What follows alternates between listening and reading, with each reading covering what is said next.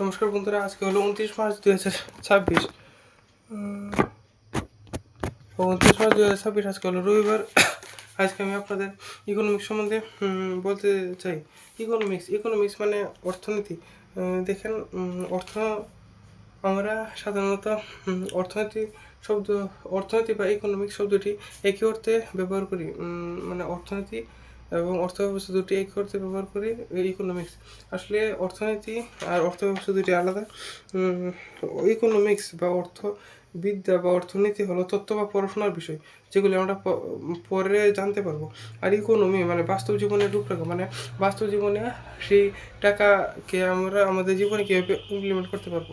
মানে ইকোনমি বোঝায় পড়াশোনা, মানে আমরা কীভাবে একে মেনটেন মানে আমরা টাকাকে কীভাবে ম্যানেজ করবো, এটি পড়ার মাধ্যমে এর গান লাভ। আর বাস্তব জীবনে আমরা এই টাকার প্রয়োগ কীভাবে করবো সেটি হলো ইকোনমি। ইকোনমি কথা অর্থ হলো অর্থব্যবস্থা, আর অর্থনীতি বা অর্থবিদ্যা হলো ইকোনমিক্স। তো ইকোনমিক্স অর্থ কী?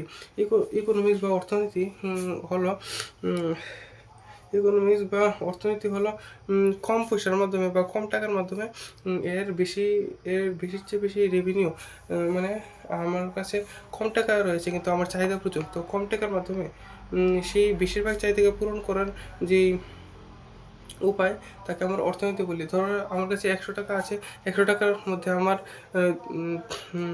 দুজনকে ম্যানেজ করতে হবে। তো দুজনকে আমরা কীভাবে 100 টাকার মাধ্যমে, মানে একজনের জন্য 100 টাকা এবং দুজনের জন্য 200 টাকা প্রয়োজন, কিন্তু আমার কাছে রয়েছে 100 টাকা শুধুমাত্র। এই 100 টাকার মাধ্যমে আমরা কীভাবে দুজনকে ম্যানেজ করব, এটি হলো আমাদের ইকোনমি। তো অর্থনীতি একটি সামাজিক বিজ্ঞান যা ব্যক্তি প্রতিষ্ঠান এবং সরকার কীভাবে অসীম চাহিদা মেটাতে সীমিত সম্পদ ব্যবহার করে তা নিয়ে আলোচনা করে। ইকোনমিক্স একটি গ্রিক শব্দ, যেটি ইকোনমিক্স এই শব্দটি গ্রিক শব্দ ওইকোনমিকস থেকে এসেছে। OIKONOMIKOS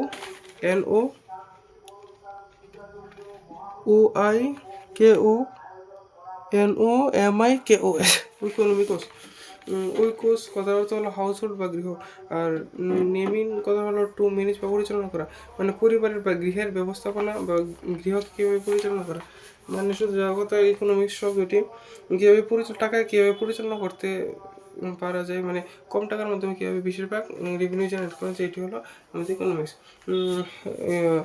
লিওনেল রবিন্সের মতে অর্থনীতি হলো সেই বিজ্ঞান যা অসীম চাহিদা এবং বিকল্প ব্যবহারযোগ্য সীমিত সম্পদের মধ্যেকার সম্পর্ক হিসেবে মানুষের আচরণ অধ্যয়ন করে। মানে অসীম চাহিদা মানে কোনো ব্যক্তির অসীম চাহিদা এবং তার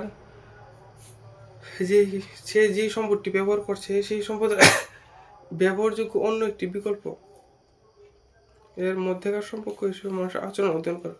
অর্থনীতি হলো সেই বিজ্ঞান যা অসীম চাহিদা এবং বিকল্প ব্যবহারযোগ্য সীমিত সম্পদের মধ্যেকার সম্পর্ক হিসেবে, মানে কোনো ব্যক্তির অসীম চাহিদা রয়েছে, সেই অসীম চাহিদাকে তার সীমিত সম্পদের, কোনো ব্যক্তির কাছে অসীম চাহিদা কিন্তু সে সীমিত সম্পদের মাধ্যমে তার অসীম চাহিদাকে কীভাবে ফুলফিল করবে তা অধ্যয়ন করে, তা অধ্যয়ন করার যে প্রবণতা তাকে অর্থনীতি বলে।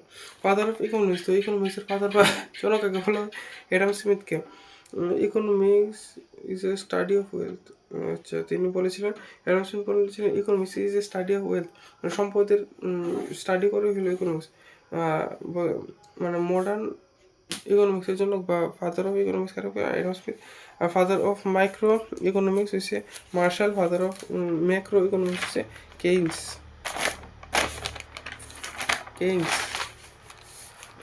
তো স্কোপ অফ ইকোনমিক্স, তো ইকোনমিক্সের দুটি পার্ট, মানে সুযোগ সুবিধার ক্ষেত্রে ইকোনমিক্সকে দুই ভাগে ভাগ করা হয়েছে। একটি হলো ম্যাক্রো ইকোনমিক্স আর একটা হলো মাইক্রো ইকোনমিক্স।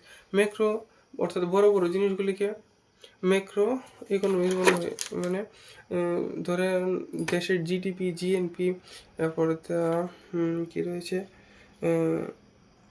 ইনফ্লেশন, ডিফ্লেশন, মানে মুদ্রাস্ফীতি, মুদ্রার মান হ্রাস, এবার বেকারত্ব, এগুলি কি দেশের বড় বড় জিনিস, তো এগুলিকে বলে ম্যাক্রো ইকোনমিক্স। আর মাইক্রো ইকোনমিক্স হলো দেশের ক্ষুদ্র ক্ষুদ্র জিনিস, যেমন ব্যক্তিগত আয়, এটি হলো ক্ষুদ্র ইকোনমিক্স। ডিমান্ড অ্যান্ড সাপ্লাই, তারপর যে উৎপাদন করে উপভোক্তা ইত্যাদি। এখন রয়েছে টাইপস অফ ইকোনমিক্স। তো ইকোনমিক্স 3 প্রকার হয়। একটি হলো এই পুঁজিবাদী অর্থনীতি, সমাজতান্ত্রিক অর্থনীতি আর মিশ্র অর্থনীতি। পুঁজিবাদী অর্থনীতি হলো তারা লাভের দিকে মানে টাকা প্রফিটের দিকে তাদের নজর বেশি, এটি হলো পুঁজিবাদী অর্থনীতি। দ্বিতীয়ত হলো সমাজতান্ত্রিক অর্থনীতি, এটি হলো মানুষের সমাজ কল্যাণের দিকে তাদের ঝুঁক বেশি। আর মিশ্র অর্থনীতি অর্থাৎ পুঁজিবাদী আর পুঁজিবাদী অর্থনীতি আর সমাজতান্ত্রিক অর্থনীতি এর মিশলাটু। অর্থাৎ পুঁজিবাদী এখানে প্রাইভেট ওনারশিপ থাকে, মানে ব্যক্তিগত মালিকানাধীনে মানে কাজ হতে থাকে। প্রফিট, এখানে শুধুমাত্র প্রফিট দেখা যায়। আর এখানে ইকোনমি মার্কেট কন্ট্রোল করে। লিমিটেড গভর্নমেন্ট ইনভেনশন, মানে সরকার এই ক্ষেত্রে সীমিত হস্তক্ষেপ করতে পারে। এক্সাম্পল যেমন আছে কানাডা, ইউএসএ। সমাজতান্ত্রিক অর্থনীতি হলো গভর্নমেন্ট ওনারশিপ, মানে সরকারের আয়ত্তাধীনে থাকে। সেন্ট্রাল মানে কেন্দ্রীয় ধারণার দ্বারা, কেন্দ্রীয় প্রণোতার দ্বারা বা কেন্দ্রীয় ধারণার দ্বারা বা কেন্দ্রীয় যোজনার দ্বারা এই সমাজতান্ত্রিক অর্থনীতি কার্যকারিতা হয়। সমাজ কল্যাণের দিকে তাদের ঝোঁক বেশি থাকে। আর তাদের প্রোটিভ আর এই কীভাবে মানে তাদের মোটিভ প্রফিট কামানো নয়। তারপর যেমন এক্সাম্পল হলো কিউবা, নর্থ কোরিয়া। তারপর মিশ্র অর্থনীতি মানে পুঁজিবাদী অর্থনীতি এবং সমাজতান্ত্রিক অর্থনীতি মিশ্র রূপটা, মানে এখানে প্রাইভেট এবং পাবলিক দুটোটা সেক্টরই এক্সিস্ট করে। গভর্নমেন্ট রেগুলেটস কি সেক্টরস, মানে সরকার প্রধান খাত নিয়ন্ত্রণ করে, সরকার এখানে প্রধান খাত নিয়ন্ত্রণ করে। আর market operates freely in other areas, আর মার্কেট এখানে বিভিন্ন অন্যান্য জায়গাতে মার্কেট এখানে ফ্রিলিভাবে কাজ করতে পারে, যেমন ইন্ডিয়া, জার্মানি। তো মিশ্র অর্থনীতি হলো সবচেয়ে বেস্ট অর্থনীতির প্রকারভেদের মধ্যে সবচেয়ে বেস্ট অর্থনীতি। তো নমস্কার, এই বলে আমি আমার আজকের বক্তব্য শেষ করছি। নমস্কার। বলতে পারবো যে সে কিছু আমি দাম নেই, সে কিছু সে কাম নেই।